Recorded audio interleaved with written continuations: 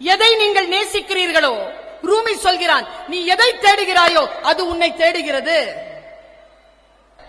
12 பேர் சீடர் கொண்ட ஒருத்தர் எப்ப பார்த்தாலும் சீடர்களை திட்டிக்கிட்டே இருப்பாராம். 12 சீடரை திட்டிக்கிட்டே இருப்பானா ஒரு குரு. அவர் ஒரு நாள் இமயமலைக்கு போயிட்டு வந்துட்டு 12 பேர்கிட்டையும் பவ்யமா நடந்துக்க ஆரம்பிச்சாராம். என்னன்னு கேட்டா, இமயமலையில ஒரு நாள் தூங்கிட்டு இருக்கும் போது ராத்திரி சிவன் வந்திருக்கிறாரு கனவுல. என்ன தேடி ஏன்பா நீ இமயமலைக்கு வந்த? உன் 12 சீடர்ல ஒருத்தன் தான்ப்பா நானு. யாரையும் அதுக்கப்புறமா அவர் திட்டதே இல்லை. யார் சிவன்னே தெரியாது. எல்லோரிடத்திலும் பவ்யமாக நடந்து கொண்டார். இந்த பிரபஞ்ச சக்தியின் மீது நம்பிக்கை கொள்ளுங்க. நாம் எல்லோரும் ஆசீர்வதிக்கப்பட்டவர்கள் தான். இல்லனா இங்கெல்லாம் உட்கார்ந்து இருக்கிறதுக்கு வாய்ப்பே கிடையாது. பிரபஞ்ச சக்தி ரொம்ப அற்புதமானது. எனக்கு தெரியல உங்க வீட்டுல ஏன் அந்த குழந்தை பிறந்திருக்குன்னு. என் வீட்டுல பிறந்திருக்கலாம்ல, அது ஏன் உங்க வீட்டுக்கு பிறந்திருக்கு? இயற்கை, இறைவன், இந்த பிரபஞ்சம் உங்களையும் உங்கள் கணவனையும் உங்களையும் உங்கள் மனைவியையும் இந்த குழந்தைக்கான பொறுப்பாக தேர்ந்தெடுத்திருக்கிறது என்பதனை மட்டும் நீங்கள் மனதில் நினைச்சுக்கிட்டு அந்த குழந்தையை அணுகுங்க. இனிமேல் இந்த ஆசிரியை ஒன்றை சொல்லிவிட்டு போகிறேன். குழந்தைகளுக்கு எதிராக வசை சொற்களை சொல்லாதீர்கள். Don't raise your voice, raise your words.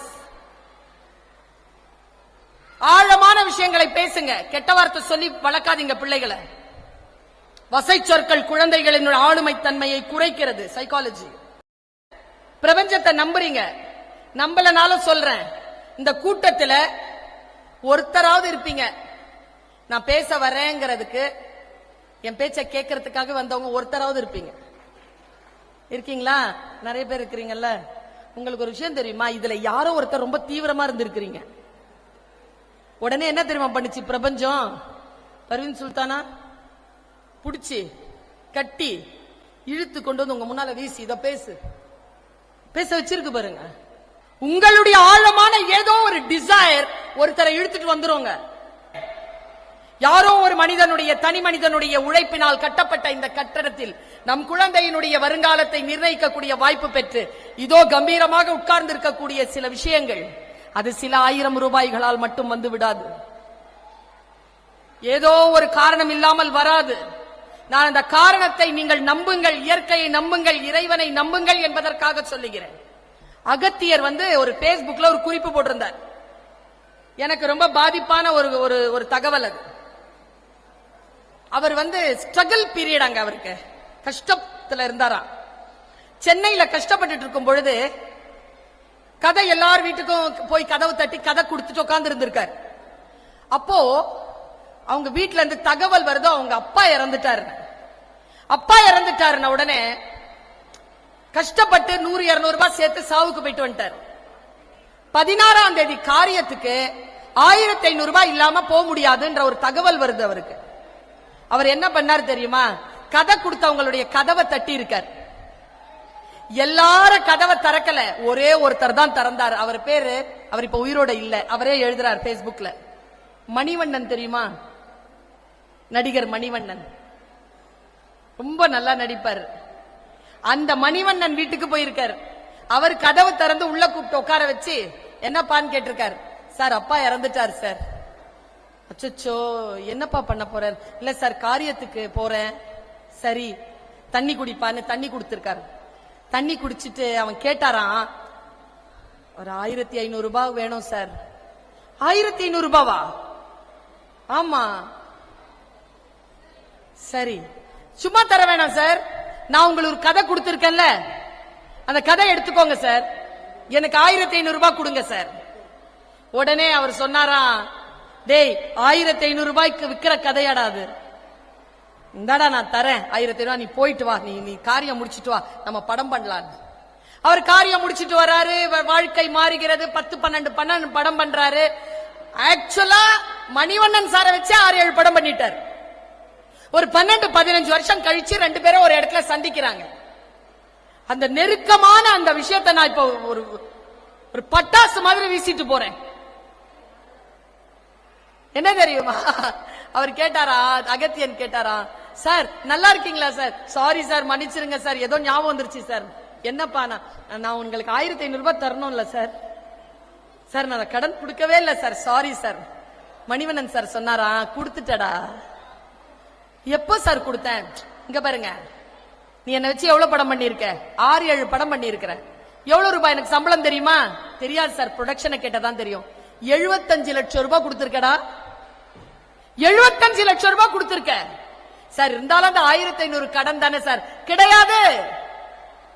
இன்றிலிருந்து 15 வருஷத்துக்கு முன்னால ஒரு இளைஞன் தன் தகப்பனுடைய காரியத்துக்கு போறதுக்காக ஒரு 1500 ரூபாய் தேடி தெரு தெருவா அலைஞ்சிட்டு இருந்தான். பிரபஞ்சம் பார்த்துட்டு இருந்துச்சு. அதன் கையில 75 லட்சம் ரூபாய். இந்த பையனுக்கு யார் அந்த 1500 ரூபாய் கொடுக்கறாங்களோ அவங்களுக்கு அதை கொடுத்துடணும்னு பிரபஞ்சம் பார்த்துட்டு இருந்துச்சுடா. நான் கொடுத்தேன்டா, எனக்கு அது அந்த 75 லட்சம் ரூபாய் வந்துருச்சுடா. கலெக்டட்னாராம் அவரு. நாம் நினைப்பது வேறு, நமக்கான விஷயங்கள் இறைவனால் முடிவு செய்யப்பட்டிருப்பது வேறு. அதை முடிவை மாற்றி இப்படித்தான் அமைக்க வேண்டும் என்பதனை நம்முடைய வாழ்க்கையினால் நாம் நிரூபிக்கலாம். எப்படியான குழந்தைகளை நாம் வளர்க்கிற புத்தி இருக்குல்ல, இந்த புத்தியை ரொம்ப சரியா வச்சுக்கணும். இந்த புத்தியை சரியா வச்சுக்கிறதுனா என்னது? ஒரு பிச்சைக்காரன் உட்கார்ந்து இருந்தான். நம்மள யாராவது அப்படி இருக்கோமான்னு பாருங்களேன். ஒரு பிச்சைக்காரன் உட்கார்ந்து இருந்தான். ராஜா வந்தார். வந்த ராஜா ஒரு செப்பு காசு தூக்கி இப்படி போட்டார். கேட்ச் பிடிக்க தெரியாம சாக்கடையில விட்டுட்டான் பிச்சைக்காரன். சாக்கடையில கை போட போன உடனே அவரு சொன்னாரு, யாரு? மன்னர், கை போடாத, நான் வெள்ளிக்காசு தரேன். இறங்கி வந்து வெள்ளிக்காசு தந்தார். வெள்ளிக்காசை வாங்கிட்டு மறுபடியும் கை போட்டான். வலிக்குதுரா, செய்யாத, இந்த தங்க காசு. தங்க காசு வாங்கிட்டு மறுபடியும் சாக்கடையில கை போடுறான். அந்த செப்பு காசுக்கு போறான். ஒரு தங்க முடிப்ப கொடுத்தாருங்க, வச்சுக்கடா. வச்சுக்கிட்டு இப்படி பார்த்துட்டு மறுபடியும் கை போடுறான். ராஜா சொன்னார், உன் குணத்தை எப்படிடா மாத்துறது? நானு ஒண்ணு செய், பாதி ராஜ்யத்தை தரேன், பாதி ராஜ்யத்தை தரேன். அவன் சொன்ன பதில் என்ன தெரியுமா? அந்த பாதி ராஜ்யத்துல இந்த சாக்கடை பகுதி வருமான்னு கேட்டான். என்ன பண்ணுவீங்க அவனை? எப்ப போனாலும் என்ன செஞ்சாலும் இந்த புத்தியில கீழே போனா மனதை திறந்து கொள்ளுங்கள். எது கல்வி என்றால், யார் எது நம்மை ப்ரோவோக் பண்ணாலும் ப்ரோவோக் ஆகாம இருக்கிறோமா? நம் குழந்தை எப்படி இருக்கிறதா? கேட்கக்கூடிய கெப்பாசிட்டி, புரிஞ்சுக்கிற வாய்ப்பு அந்த குழந்தைக்கு இல்லாம போயிடுது. குழந்தைகள், மாணவர்கள் சொல்லக்கூடியவற்றை புரிந்து கொள்வது என்பது ரொம்ப முக்கியம். ஏன் தெரியுமா? எனக்கு தெரிஞ்சு ஒரு சமய பெரியவருங்க, சமய பெரியவர் ஒரு கிளி வளர்த்தாரு. அந்த கிளிக்கு டெய்லி மந்திரம் சொல்லி கொடுத்தாரு. டெய்லி மந்திரம் சொல்லுச்சு கிளி. அது ரொம்ப நாளா இருக்கு அவர்கிட்ட. மந்திரத்தை ஸ்டார்ட் பண்ணார்னா சரசர சரசரன்னு சொல்லும். இப்படியே வளர்த்துக்கிட்டு இருந்தவர் நிறைய மந்திரங்களை சொல்லி கொடுத்தார். ஒரு நாள் அவர் வீட்டை பூட்டாம வெளியில பக்கத்துல போயிட்டு வரலான்னு போனாரு பாருங்க. அந்த கூண்டு கீழே தான் வச்சிருந்தார், மேல தொங்க போட்டு இல்ல, கீழே வச்சிருந்தார். ஒரு பூனை வந்துருச்சுங்க. சரியா? பூனை உள்ள நுழைஞ்சி கதவை திறந்து கிளியினுடைய கழுத்தை புடிச்சிருச்சு. இப்போ அந்த சமய பெரியவர் உள்ள நுழையிற, ஆனா கம்ப்ளீட்டா வாய் வந்து பூனையினுடைய வாய் அதனுடைய கழுத்தை பிடிச்சிருச்சு. கொஞ்ச நேரத்துல உயிர் போக போகுது, கிளியினுடைய உயிர் போக போகுது. சமய பெரியவர்கள் என்ன சொல்கிறார்கள்? இறக்கின்ற பொழுது நம்ம அந்த இறை சிந்தனையோடு இருக்கணும், அப்படித்தானே? இப்போ அவ்வளோ சொல்லி கொடுத்த அந்த கிளி சாவும்போது என்ன சொல்லிட்டு சாவுன்னு நினைக்கிறீங்க? மந்திரம் சொல்லிட்டா சாவும்? டைன் டைன்னு கத்திக்கிட்டு செத்து போச்சு. நாம் கற்பதெல்லாம் அப்படித்தான் இருக்கிறது, நமக்கு சொல்லப்படுவதை கேட்பதெல்லாம் அப்படித்தான் இருக்கு. சூழலுக்காக நாம் கேட்டுக்கொள்கிறோமே தவிர நம்முடைய ஆன்மாவிலே அந்த சொற்கள் நமக்கு கலக்குதா? ஒரு சிறிய வயது சிறுவன் கல்வி கற்பதற்காக போகிறான். அவனுடைய லட்சணங்களை பார்த்து, அவனுடைய உருவ லட்சணத்தை பார்த்து குரு சொல்கிறார், கையை நீட்டு. கையை நீட்டுகிறான். உன் கையில படிப்பு ரேகை இல்ல, உனக்கு படிப்பு சொல்லி தர முடியாது, போயிருன்ற. அந்த பையன் என்ன தெரியுமா பண்ணா? இடுப்புல ஒரு சின்ன கத்தி வச்சிருந்தான், குட்டி கத்தி. கத்தி எடுத்து அவர்கிட்ட காட்டி கேக்குறான், சார் எங்க சார் வரும் அந்த கோடு? இதோ இப்படி இருக்கும் பாரு, இவங்களுக்கெல்லாம் இருக்கு பாரு, உனக்கு இல்ல பாரு, உன்னால கத்துக்க முடியாது. உடனே கையில இருக்கிற கத்தியால் அப்படியே ஒரு கோடு போட்டு, இப்ப வந்துருச்சு சார், இப்ப பாடம் சொல்லி தருவீங்களான்னு கேட்டவன் சாணக்கியன். பல சாம்ராஜ்யங்கள் அவன் சொற்களில் எழுந்து நின்றன. இதுவரைக்கும் அவன் வாழ்ந்து பல்லாண்டுகள் கழித்ததற்கு பிறகும் சாணக்கியன் என்கின்ற சொல்லை நீங்கள் சொன்னால் அறிவுபூர்வமான விசாரணை என்கின்ற ஒரு பொருளுக்கு இந்த சமூகம் வருகிறது என்றால், கல்வி என்பது வெறும் பாடத்தை மனனம் செய்வது அல்ல, அதை வைத்துக் கொண்டு இந்த சமூகத்திற்கு நாம் என்ன நினைக்கிறோமோ அதை செய்து காட்டுவது. எங்க அப்பா எனக்கு என்ன பேர் வச்சார் தெரியுமா? பர்வீன் சுல்தானா. பர்வீன்னா நட்சத்திரங்களின் கூட்டம், 7 7 ஸ்டார். சுல்தானா அரசி. நான் 7 ஸ்டார் இல்ல, 7 ஸ்டார் குயின் ஆஃப் 7 ஸ்டார்னு எங்க அப்பா பேர் வச்சார் எனக்கு. பேர் எப்படி வைக்கணும் பாருங்க. பொருள் பொரிந்து சொற்களை புரிந்து கொள்ளுதல். இப்போ நான் ஒரு வார்த்தை சொல்றேன், எல்லாருக்குமே லீடரா இருக்கணும்னு ஆசை தானே? எல்லா பெற்றோர்களுக்கும் தான் குழந்தை ஃபர்ஸ்டா வந்துடணும். அப்ப யார் செகண்டா வருது? எல்லாரும் ஃபர்ஸ்டா வந்துடலாமா? ஃபர்ஸ்ட் மார்க் வாங்க, படிக்கணும் தான், இல்லன்னு சொல்லல. அந்த சின்சியாரிட்டி இருக்குல்ல, அந்த சின்சியாரிட்டிக்காகத்தான் நான் பேசிக்கிட்டு இருக்கிறேன். லீடர்ஷிப் அப்படிங்கிறது என்ன? எல்லாருக்குமே லீடரா இருக்கிறதா? இன்றைக்கு நான் உங்களுக்கு ஒரு மிக முக்கியமான ஒரு ரகசியத்தை சொல்லிவிட்டு போகிறேன். உங்களுக்கு நீங்க நல்ல லீடரா? உங்களை நீங்கள் நிர்வகிக்கிறீர்களா? உங்க ஹெல்த், உங்க யூத், உங்க ரிலேஷன்ஷிப்ஸ், உங்களுடைய ஏர்னிங்ஸ் எல்லாத்தையும் நீங்க நிர்வகிக்கிற. உங்க வீட்டுல குழந்தை வந்திருக்கு, நிர்வகிக்கிறோமா? சொல்றதுக்கே எனக்கு ரொம்ப சங்கடமா இருக்குங்க. ஒரு விஷயத்த சொல்றேன். சமீபத்தில் ஒரு ஸ்கூலுக்கு பேச போயிருந்தையா. அந்த ஸ்கூல்ல எல்கேஜி குழந்தை லஞ்ச் சாப்பிட மாட்டேங்குது 3 நாளா. அந்த டீச்சர் திருப்பி அனுப்புறாங்க லஞ்ச. அவங்க அம்மா கிட்ட இருந்து ஒரு குயரி இல்ல. 3வது நாள் அந்த டீச்சருக்கு பொறுக்கல. என்ன பண்ணுச்சு தெரியுமா? போன் பண்ணாங்க பெற்றோருக்கு. அந்த அம்மா பதில், ரெக்கார்ட் பண்ணப்பட வேண்டிய பதில், முக்கியமான ரெக்கார்டு. இத கட் பண்ணி போட்டுக்கிட்டே இருங்க. என்ன தெரியுமா அந்த அம்மா சொன்னாங்க? 3 நாளா சாப்பிடலையா? வீட்டுல சாப்பிட்டுறாளே. ஒரு வேலை செய்றீங்களா மேடம்? என்ன கையில போன் வச்சிருக்காங்களா யாராவது? அத கொடுங்க, சாப்பிட்டுருவா. ஸ்கூல்ல எல்கேஜி குழந்தைக்கு டீச்சரு போன் கொடுக்கணும் சாப்பிடுறதுக்கு. இது எக்ஸாமினேஷன்ல விட்டு கொடுக்கிற மாதிரி. என்ன பழக்கம்? எங்கே இருக்கிறது தலைமை குணம்? நம்மை நாமே நிர்வகித்துக் கொள்ளுகின்ற தலைமை குணம் என்பது என்ன? எதாலும் பாதிக்கப்படாமல் இருப்பது தானே. நான் பல நேரங்களில் சொல்வேன், சந்தன மரம் உயர்ந்தது. ஏன் உயர்ந்தது தெரியுமா? அது விஷப்பாம்புகளால் வசீகரிக்கப்பட்டாலும் விஷத்தினால் பாதிப்படைவதில்லை. அதனால் சந்தன மரம் உயர்ந்தது. நமக்கு வருகின்ற தீயவற்றினால் எவ்வளவு பாதிக்கப்படுகிறோம் நாம். நான் இப்படி சொல்றேன், நம்முடைய வாழ்க்கையில் நாம் எதை சொல்லி தரணும் தெரியுமா?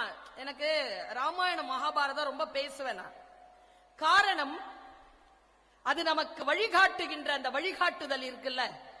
வேத நூல்கள்ங்க, உபனிஷதங்கள், புராணங்கள், வேத நூல்கள், இது எல்லாம் கோடிக்கணக்கானவர்கள் பின்பற்றக்கூடிய மிகச்சிறந்த தரவுகள், டேட்டாஸ், ஆவணங்கள்.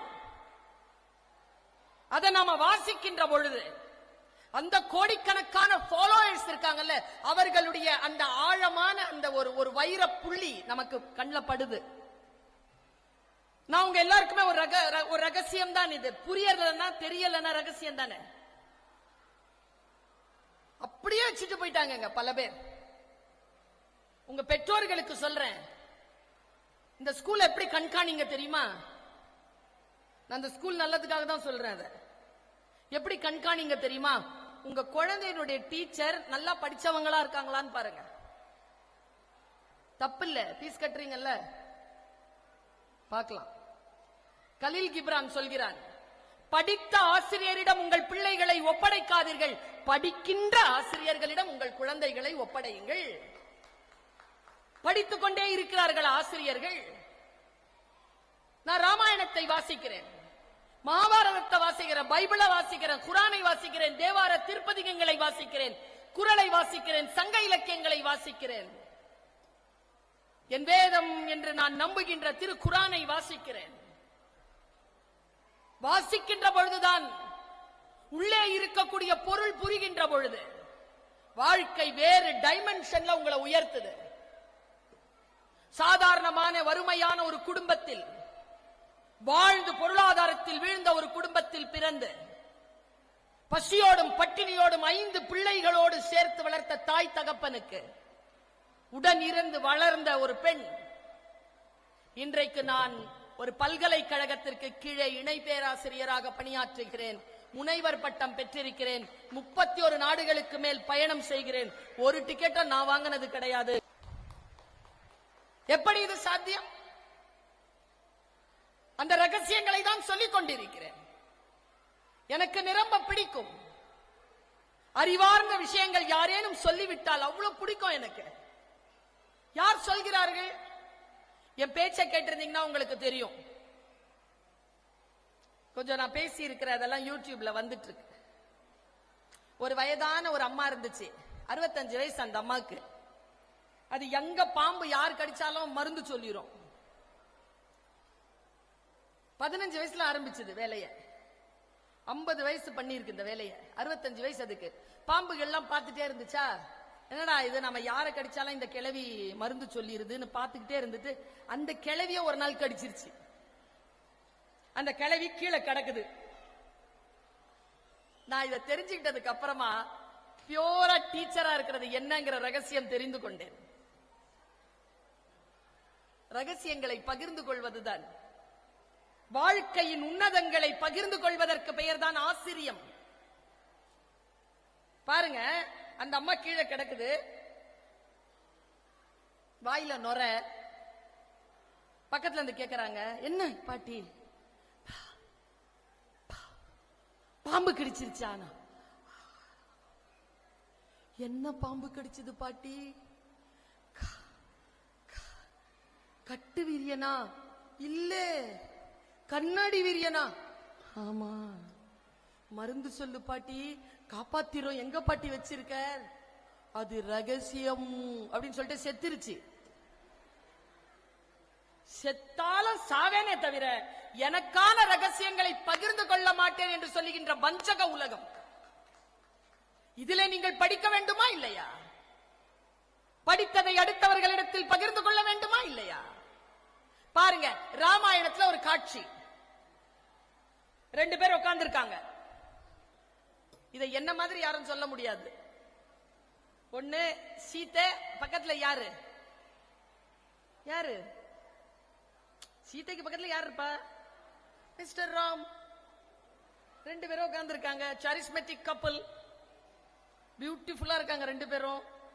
அந்தி மாலை பொழுது. திடீர்னு ஒரு மான் வருது. சீத்தை பாக்குறா, ஹே இட்ஸ் பியூட்டிஃபுல் அப்படிங்கிறா. ராமன் இருக்கார்ல பக்கத்துல, எது அப்படின்னு, see the deer is coming, it's so beautiful. Ram சொல்றாரு, is it? முன்னால வந்துருச்சு. oh I want it அப்படிங்குது. இது யாரு? சீதா. எனக்கு வேணும். வைர வைடூரியத்தால இருக்கு, தங்க நிறத்துல பளபளத்துட்டு இருக்கு. மானு இவ்வளவு ஜொலிக்குது. மானு நல்லா தெரிஞ்சுக்கோங்க. இந்த மாதிரி மனைவி ஏதாவது கேட்டாள்னா கணவர் உடனே செய்யறாருன்னு வச்சுக்கோங்களேன். அம்மா அப்பாவா சேர்ந்து தானே வந்திருக்கிறீங்க. இப்ப புது கார்னு வச்சுக்கோங்களேன். புது கார் வைஃப்க்கு ஹஸ்பண்ட் திறந்து விடுறாருன்னா 2த்துல 1 புதுசுன்னு அர்த்தம். இன்னும் கார் புதுசா இருக்கணும், இல்லன்னா கல்யாணம் பண்ண பொண்ணு புதுசா இருக்கும். ஆனா அந்த ப்ராப்ளம் ராமனுக்கு இல்லை. Raman is a real lover of Sita. அவ சொன்னா, என்னப்பா அது வேணும் அப்படிங்கிறா. இங்க பாருங்க, ஓடி வரான் லக்ஷ்மணன். லக்ஷ்மணன் வந்து சொல்றான், அண்ணி அது பொய்மான். உடனே சீதை ரியாக்ஷன் பாருங்க, பொய்மானா முன்னாலேயே இருக்குது. நல்லா தெரிஞ்சுக்கோங்க, ஒரு தண்டனை நமக்கு கிடைக்குதுன்னு வச்சுக்கோங்க பெற்றோர்களே, அதுக்கு முன்னால பல தவறுகள் நடக்கும். பல தவறுகள் நடக்காமல் ஒரு தண்டனை நமக்கு கிடைக்காது. ஒரே ஒரு தப்புக்கு பெரிய தண்டனை எல்லாம் வராது. தொடர்ந்து தப்பு செஞ்சிருப்போம் அந்த குறிப்பிட்ட மேட்டர்ல. இது பொய்மான்னு சொல்றான், பொய்மானா முன்னாலேயே இருக்குங்கிறான். அடுத்தது சொல்றாங்க, அண்ணி நான் புடிச்சிட்டு வரேன், அண்ணன் அனுப்பாத, அண்ணன் பக்கத்திலேயே இருக்கட்டும். அவ சொல்றா, நாயக நீயே பற்றி நல்குமேயால் நீயே புடிச்சிட்டா. ஏதாவது புருஷன் கிட்ட கேட்டா புருஷன் தான் வாங்கி தரணும், குழந்தெல்லாம் வாங்கி தரேன்னு வரக்கூடாது நடுவுல. சீதை சொன்னாங்க. அவ டீடைலா ஏன் நம்ம படிக்கணும்னா இதுக்காக தான் படிக்கணும். ராமன் போனவன் மாரிசனை கொன்றான். வந்த அரக்கனவன் ராவணனுடைய மாமன், மான் வடிவத்தில் வந்தான். சாகும் போது லக்ஷ்மணா சீதா அப்படின்ட்டு ராமன் வாய்ஸ்ல குரல் கொடுத்துட்டு செத்துட்டான். கான்ஸ்பிரசி, சதி. கேக்குறா சீதை, ஐயோ ராமனுக்கு என்னமோ ஆயிடுச்சு போ. அப்போ கூட அலாரம் பண்றாங்க லக்ஷ்மணன், இல்ல இது ராமன் குரல் இல்லை, இது மாயமானினுடைய குரல். அண்ணி நீ நம்பு. இல்ல ராமனுக்கு ஏதோ ஆபத்து, நீ போலனா நான் தீ குளிப்பேன்னா. அவன் போகும்பொழுது அனந்த ராமாயணத்துல தான் இருக்கு, கம்ப ராமாயணத்துல, துளசி ராமாயணத்துல, வால்மீகி ராமாயணத்துல இது இல்ல. நான் தேடி பார்த்துட்டேன், இல்ல. ஒரு கோடு போட்டு சொல்றா, அண்ணி நான் வர வரைக்கும் இதுக்குள்ள இரு, நான் அண்ணனோட இதோ திரும்பி வரேன்னு சொல்லிட்டு கோடு போட்டு போனா பாருங்க. அந்த டைம் பார்த்து நம்ம ராவணன் வந்துட்டான். பிக்ஷாந்தேகினா சோறு கொடுத்தாயினா, உள்ளவா சாமி சோறு போடுறேன், வெளியில வர முடியாத சூழல் இருக்கு, நான் சன்னியாசத்துல இருக்கிறேன், நீ கிரகஸ்தத்துல இருக்கிற, நீ வெளியில வரலாம், நான் உள்ள வர முடியாது தாய், போட்டா போடு, இல்லன்னா நான் சபிச்சுட்டு போயிருவேன். உடனே ஐயோ நமக்கு நம்ம புருஷன் வேற வெளியில போயிருக்காரு, இந்த சாபம் ஆகாதேன்னு வந்து கோட்டை தாண்டனாங்க. இதுவரைக்கும் சீதை செய்த பிழையாக சொல்லிக்கிட்டே இருக்குமா இல்லையா? லக்ஷ்மண ரேகா, லக்ஷ்மண ரேகா, லக்ஷ்மண ரேகா. சீத கோட்டை தாண்டனா, சீத கோட்டை தாண்டனா, சீத கோட்டை தாண்டனா. இன்னைக்கு பர்வீன் சுல்தானா ஒரு சிந்தனையை உங்க முன்னால வீசுற. ஏன் சீத்த கோட்டை தாண்டனா? ஏன் நம்ம பிள்ளைங்க கோட்டை தாண்டுது? ஏன் இந்த நிர்வாகம் கோடு போடுது? ஏன் டீச்சர் தாண்டாங்க? டீச்சர் கோடு போடுறாங்க, பிள்ளைங்க ஏன் தாண்டாங்க? டீச்சர்ஸ் உங்ககிட்ட பேசுறாங்க, நீங்க ஏன் தாண்டீங்க? அம்மா அப்பாவுக்கு கோடு போடுறாரு, அப்பா ஏன் தாண்டார்? அப்பா அம்மாவுக்கு கோடு போடுறாங்க, அம்மா ஏன் தாண்டாங்க? ஒரே ரகசியம்தான். ஒருவேளை சீதை தனக்குத்தானே கோடு போட்டு இருந்தால் தாண்டி இருக்க மாட்டாள். யாரோ போட்டாங்கிறதுனால தான் தாண்டனா. நமக்கு நாமே கோடு போட்டுக் கொள்வோமா? இந்த ஜெனரேஷன் ரொம்ப ஆபத்தான நிலையில இருக்குங்க. நான் யூசுவலா இத மேடைக்கு கொண்டு வரதை விட்டுட்டேன், உங்களுக்கு காட்டுறதுக்காக கொண்டு வந்திருக்கேன். நான் இந்த மேனுவலுக்கு மாறிட்டேன், டிஜிட்டல் எல்லாம் இருந்துட்டு எழுத ஆரம்பிச்சுட்டேன். இதுல இருந்து நான் கொஞ்சம் கொஞ்சமாக கம்யூனிகேஷன் மட்டும் தான், கான்வர்சேஷன் கிடையாது, மாறிட்டேன். எனக்குள் நானே ஒரு விதையை போட்டுக்கொண்டு கொஞ்சம் கொஞ்சமா நானே மாறிட்டு இருக்கிறேன். I am a busiest speaker, I am a professor. இது என் ஆபீஸ். இதிலிருந்து கொஞ்சம் விலகி இருங்கள். 10 மணிக்கு மேல ஸ்கிரீன் தானா ஆஃப் ஆயிடுது, நான் அப்படி செட் பண்ணி வச்சிருக்கேன். ஒரு அப்ளிகேஷனுக்குள்ள போனோம்னால 7-8 கொஸ்டினுக்கு பதில் சொல்லிட்டு தான் உள்ள போகணும். 3 மாதத்திற்கு முன்னால் வரைக்கும் என்னுடைய ஸ்கிரீன் டைம் ஒரு நாளுக்கு 11 மணி நேரம் இருந்தது. 2 மணி நேரமா நான் குறைச்சிருக்கேன், 2 hours. 10 மணிக்கு மேல நான் ஓபன் பண்றது இல்ல. மிக முக்கியமான கால் எது இருந்தாலும் ஆஃப்டர் மார்னிங் 7 தான். நமக்கு நாமே சில கோடுகள் போட்டுக்கொள்ளாமல் மிக உதாரண புருஷர்களாக, உதாரண பெண்களாக நம் குழந்தைகளுக்கு முன்னால் நாம் இருக்க முடியாது. நாம எப்படி கோடு போட்டுக் கொள்வது? நான் இப்படி சொல்லிட்டு போறேன் உங்களுக்கு. இங்க டீச்சர்ஸ் இருக்காங்கல்ல, உங்க உங்க குழந்தையினுடைய டீச்சர்ஸ். இன்னைக்கு எனக்கு நடந்தது காலேஜ்ல. ஒரு பொண்ணு வந்தா,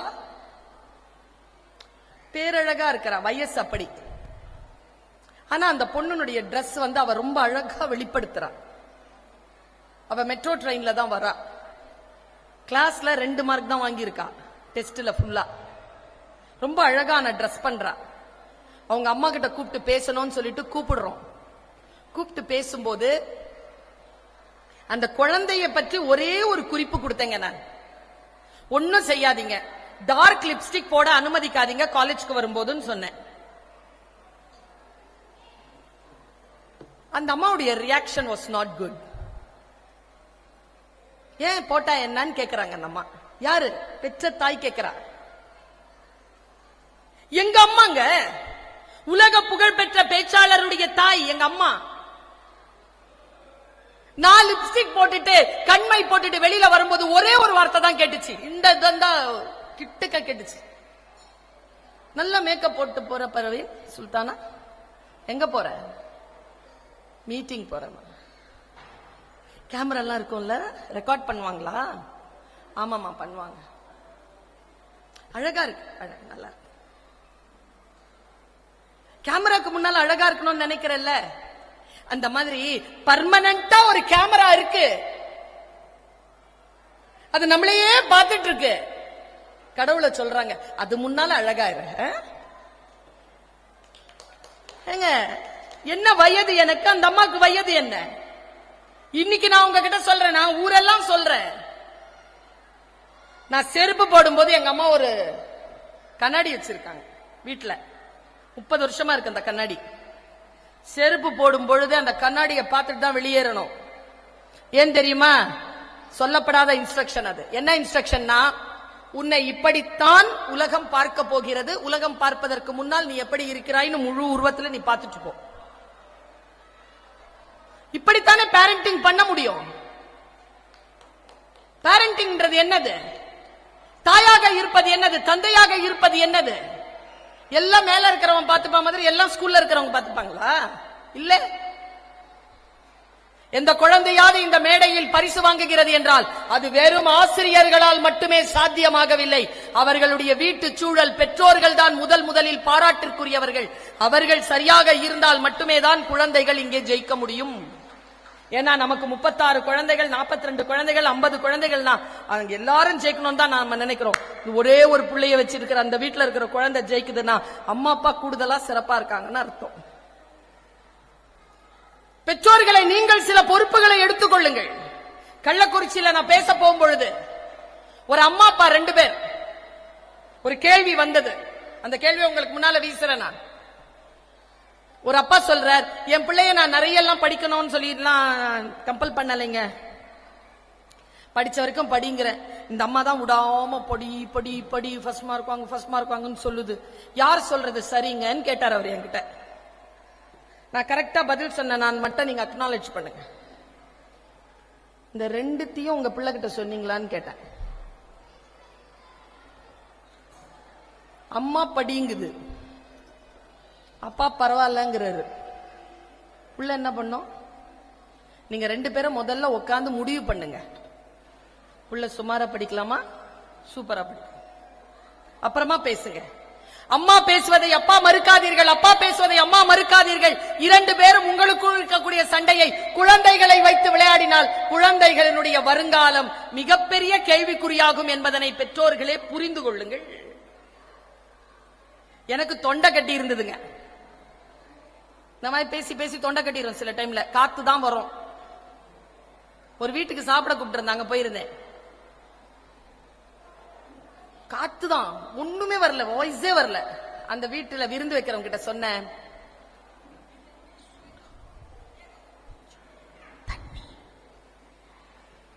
அவர் கிட்ட வந்து கேக்குறாரு, இப்பவே வேணுமா அப்புறமா கொடுக்கவா? ஓ, எனக்கு தானே தொண்டை கட்டி இருக்க, நீ நல்லா தானே பேசுவ, பேச. குழந்தை தான் நம்ம கிட்ட குழந்தை மாதிரி பேசும். நாம திருப்பி குழந்தை கெட்ட குழந்தை மாதிரி பேசக்கூடாதுன்னு எந்த தாய் தகப்பனுக்கு புரிந்து போகிறதோ அந்த தாய் தகப்பன் மிக ஆளுமையான குழந்தைகளை வளர்த்தெடுக்கிறார்கள். குழந்தை நம்ம கிட்ட பேசுற மாதிரி நம்ம பேசவே கூடாது. அது மாதிரி ஏமாத்துற ஜீவன் 800 கோடி மக்கள்லயே நம்ம வீட்டுல மட்டும்தான் இருக்கு. நான் என் வீட்டை வச்சே சொல்றேன். என்ன ஏதாவது ஒரு தப்பு பண்ணிட்டா எப்படி தெரியுமா அங்க மூஞ்சி வச்சுக்கிறாரு. ஹாஸ்பிட்டல்ல இருந்து பெத்தெடுத்து டவல்ல சுத்தி இப்படி வெளியில எடுத்துட்டு வரும்போது அந்த மூஞ்சி இருந்ததுல அப்படியே இருப்பாங்க. தப்பு பண்ணிட்டு ஏதாவது எதிர்த்து பேச முடியும்? ஐயோ பிள்ளையாச்சேன்னு தோணும். அங்கதான் நம்ம வீழறதே. என் அம்மாவுக்கு தோணலையே. என் அம்மா அப்படி வளர்த்தெடுத்துச்சு என்ன. நான் என் பிள்ளையிடத்தில் அவ்வளவு கடுமையாக இருக்க முடிய மாட்டேன் என்கிறது. வேறு எப்படியான வழியை நான் தேர்ந்தெடுப்பது? பெற்றோராக இருப்பது ரொம்ப சிரமம். ஒண்ணு செய்யுங்க, நிறைய பேசுங்க பிள்ளைகள் கிட்ட. கஷ்டம்தான். இப்ப பாருங்களேன், கணவர் முதல்ல மனைவி கிட்ட பேச மாட்டேங்கிறாருங்க. இதுக்கெல்லாம் கை தட்டிராதீங்க. ஏதாவது கேட்டா பதில் வருதா? இன்னைக்கு ஆபீஸ்ல என்னங்க நடந்தா? எல்லாம் சரிதான். சாப்பாடாச்சா? பிள்ளைங்களாம் சாப்பிட்டாச்சா? நாளைக்கு ஏதாவது செலவு காசு வேணுமா? இவ்வளவு நேரம் முழிச்சிட்டு இருக்க, தூங்க. இது சொல்றதுக்கு வீட்டுக்கு வருவாரு ராத்திரி 10:30 மணிக்கு. பேசுறதே இல்லைங்க. நல்லா தெரிஞ்சவங்க ஆண்களை பெண்களை பார்த்து கேட்கறீங்களா, உனக்கு என்ன வேணும், உனக்கு என்ன வேணும், உனக்கு என்ன வேணும்? நான் சொல்றேன் என்ன வேணும்னு. நீங்க உட்காந்து பேசணும். என்னென்ன நடந்ததோ எங்க கிட்ட கேட்கணும். நீங்களும் பேசணும். என்ன வேலை இருக்கோ அவளுக்கு புரியாதுன்னு நினைக்காதீங்க. we understand more, we know less. எங்களுக்கு குறைவாகத்தான் தெரியும், ஆனால் புரிந்து கொள்ள முடியும் எங்களால். நாங்கள் புரிந்து கொள்வோம். உட்கார்ந்து பேசுவதே கிடையாது. குழந்தை இடத்தில் பேசுவதே கிடையாது. என்கிட்ட ஒரு நாள் என் குழந்தை சொன்னதை சொல்லிட்டு நான் 2-3 விஷயங்களை சொல்லிட்டு போய் உட்கார்ந்துக்கிறேன். பைக் எடுத்துட்டு ஆபீஸ்க்கு போனா என் பையன் வக்கீலுக்கான இன்டர்ன்ஷிப், BLLB ஆனர்ஸ். அவரு 4th இயர்ல அவர் ஒரு கம்பெனில இன்டர்ன்ஷிப் பண்ற. அன்னைக்கு நைட்டு வந்து என்னன்னு தெரியல, என் பிள்ளை அழாது, கண்ணுல கண்ணீர், அழுதுட்டு இருக்கான் பிள்ளை. நான் பதறிட்டேன். தம்பி என்னடான்னு கேட்டேன். ரொம்ப மழைமா, நான் ரொம்ப தூரம் போக வேண்டி இருந்தது, போனாலும் வேலை நடக்கல, ரொம்ப கஷ்டமா இருக்குமா அப்படின்ட்டு என்னமோ சொல்றான். ஃபுல்லா உடம்பெல்லாம் அந்த வண்டியில சேர் ஆயிடுச்சு போல இருக்கு. அவன் வெள்ளை ஷர்ட் பிளாக் பேண்ட் தானே போடுவாங்க, ஃபுல்லா சேர் ஆயிடுச்சு. என்னமோ அவன் ஒரு என்னங்க வயசு இருக்கும் அந்த டைம்ல அவனுக்கு. இப்போ 24 23 பிளஸ். இப்போ 20 வயசு இருக்கும். அழுறாங்க உள்ள. நான் அவனை பார்த்து சொன்னேன், நாளையில இருந்து கார் எடுத்துட்டு போயிடுறான்னு. கோபப்பட்டு ஒரு வார்த்தை சொன்னாங்க அவன். நான் உங்ககிட்ட கார் கேட்டனா? உடனே தீர்வு சொல்றீங்க. என் பிரச்சனையை கேளுங்க, அது போதும். நீங்க உங்க உதவி எனக்கு வேணாங்கிறான். அப்போதாங்க பேரண்டிங்னா என்னன்னு தெரிஞ்சுக்கிட்டேன். ஏதோ ஒன்று அவர்களுக்கு செலவு செய்வதோ, அவர்களை பாதுகாத்துக் கொள்வதோ, அவர்களை பார்த்துக் கொள்வதோ போதும் என்று பெற்றோராக நினைப்பது தவறு. அந்த குழந்தை இடத்தில் உட்கார்ந்து பேச வேண்டும். அதன் மனதில் இருப்பதை கேட்கக்கூடிய பேரண்ட்ஸ், அந்த குழந்தை மிக மிக ஆழமாக அதை எதிர்பார்க்கிறது என்கின்ற பேருண்மையை நான் தெரிந்து கொண்ட வினாடி அது. அம்மா NVU நான் ஒரு வாட்டி 17 வயசுல ஏன்பான்னு கேட்டேன். உனக்கு பிடிச்சது செய்யறல்ல, பயணம் பண்றது பிடிக்கும், மேடையில பேசுறது பிடிக்கும், படிக்கிறது பிடிக்கும், செய்யறல்லம்மா நீ. சரி நீயும் செய், உனக்கு பிடிச்சதை செய். எனக்கு எது பிடிச்சிருக்குன்னு எனக்கு சொல்ல தெரியலையம்மா. கிரிக்கெட் கொஞ்ச நேரம் பிடிக்குது, சினிமா பாக்குறது பிடிக்குது, இதெல்லாம் பிடித்தம் இல்லையம்மா. லைஃப் வேற இல்ல, நீ லைஃப பிடிச்ச மாதிரி பிடிச்சுக்கிட்டியம்மா, எனக்கு சொல்லி கொடுமான்னா. இவ்வளவு பெரிய கேள்விங்க அது. வாழ்க்கையை வாழ்வதற்கு சொல்லிக் கொடு என்று கேட்கக்கூடிய குழந்தை நம் வீடுகளில் இருக்கிறது. ஆனால் அவர்களை நாம் மதிப்பதே இல்லை.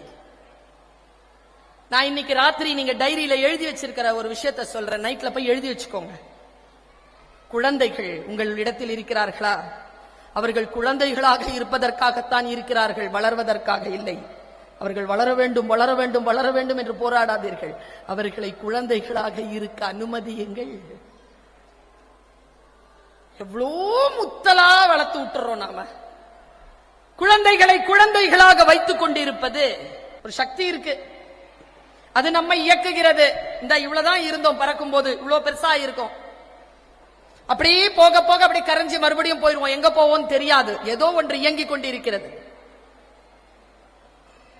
உங்க எல்லாருக்கும் சொல்லிட்டு போறேன் நான், நம்புங்க, இந்த ஸ்கூல்ல நம்புங்க.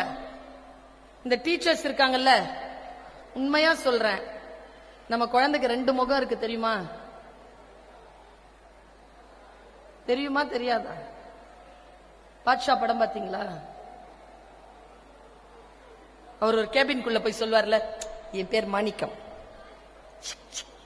எனக்கு இன்னொரு பேர் இருக்குது. அந்த மாதிரி இன்னொரு பேர் அதுங்களுக்கு இருக்கு, அது என்னங்கிறது டீச்சர்ஸ்க்கு மட்டும்தான் தெரியும். எங்களுக்கு தெரியும், ஆனா சொன்னா நீங்க நம்ப போறது இல்ல. என் பிள்ளைக்கு பொய்யே சொல்ல தெரியாது, சூப்பரா சொல்லும். என் பிள்ளை யாரோடையும் சேராதுங்க, அதோட ஏதாவது சேர்ந்துருச்சுன்னா தாங்க இப்படி செய்யுது. எதோட சேர்ந்ததோ அதுங்க அந்த கேங்குக்கு லீடரே அதுதான். எங்களுக்கு தெரியாதா? நாங்க சொன்னா நம்புங்க. ஏதேனும் ஒரு வார்த்தை சொன்னால் உடனடியாக ரெசிஸ்ட் பண்ணாதீங்க, டினை பண்ணாதீங்க, கொஞ்சம் பொறுமையா இருங்க. பொறுமையா இருந்து இந்த விஷயங்களை, பிள்ளைகளுடைய வளர்ச்சியை பற்றி கேட்டுக்கொள்வது என்பது, புத்தி இருக்கு இல்லையா, அது ரொம்ப முக்கியங்க. புத்தி. இன்றைக்கு சத்குரு ஜகி வாசுதேவ் அவர்களுடைய ஒரு காணொளி பார்த்துட்டு இருந்தேன். ரொம்ப அழகா ஒரு விஷயம் சொல்லி இருந்தாருங்க. I was fascinated. அந்த ஸ்டேட்மெண்ட்ல ரொம்ப நல்லா இருந்தது ஸ்டேட்மெண்ட். அவர் சொல்றார், 33 வயசுல ஒரு மனிதனை சிலுவையில அறையிறாங்க, அவர் பேர் ஜீசஸ். 33 வயசுல கொலை செய்யப்படுவது என்பது ஒன்றும் சாதனை அல்ல, அந்த மனிதன் ஒன்றும் சாதிக்கல அதன் மூலமா. ஆனாலும் ஏன் அவர் இந்த உலகத்தில் மிக முக்கியமான மனிதரா இருக்கிறார், அவர்கிட்ட ஏன் இறைத்தன்மை இருப்பதாக இத்தனை கோடி பேர் நம்புகிறார்கள்னா ஒரு குவாலிட்டி தான் பேசினாருங்க. ஒரு குரு பேசுறார், நீங்க கேட்டுக்கங்க, கேட்டுட்டு மறுத்துக்கோங்க. அவர் என்ன தெரியுமா பேசுறார்? அந்த உலகம் அவரை சாடுகிறது, அவரை அடிக்குது.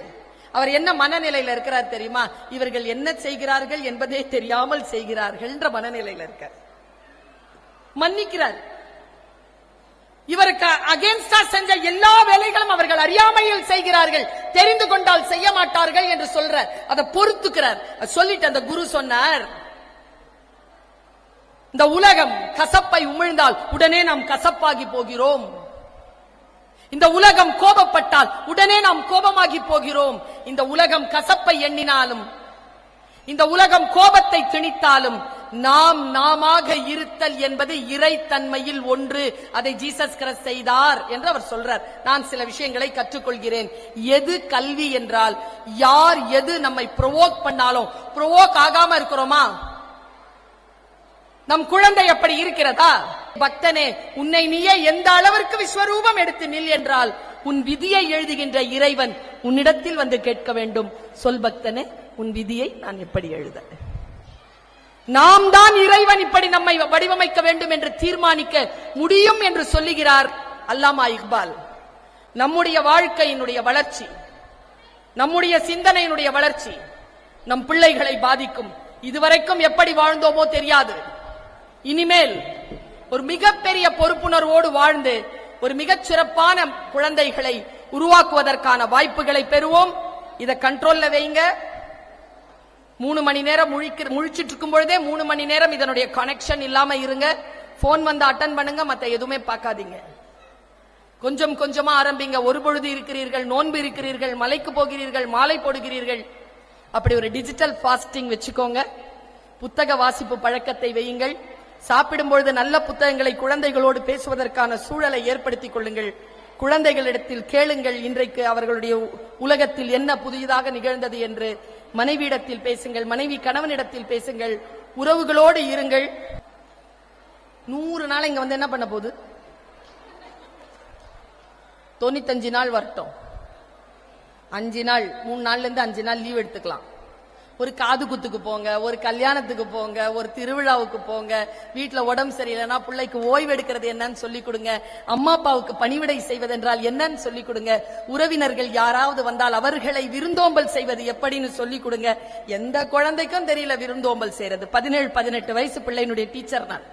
ஃபர்ஸ்ட் டீ கொண்டாந்து வச்சுட்டு அதுக்கப்புறமா தான் பிஸ்கெட் கொண்டு வரா. பிஸ்கெட் கொடுத்துட்டு அதுக்கப்புறமா தான் டீ கொடுக்கணும்ன்றது கூட தெரியல. ஏன்னா 100 நாள் வந்துருது அது ஸ்கூலுக்கு. பார்த்துக் கொள்ளுங்கள், பிள்ளைகள் என்பவர்கள் வரம். இந்த சமூகத்திற்கு தலைவர்களை உருவாக்க வேண்டிய வாய்ப்பு நமக்கு இருக்கிறது. நல்ல தலைவர்களை உருவாக்குவோம், நமக்கு நாமே தலைவர்களாக இருப்போம் என்று சொல்லிக்கொண்டு வாய்ப்பளித்தமைக்கு நன்றி பாராட்டி இடம் சாருகிறேன். நன்றி, வணக்கம்.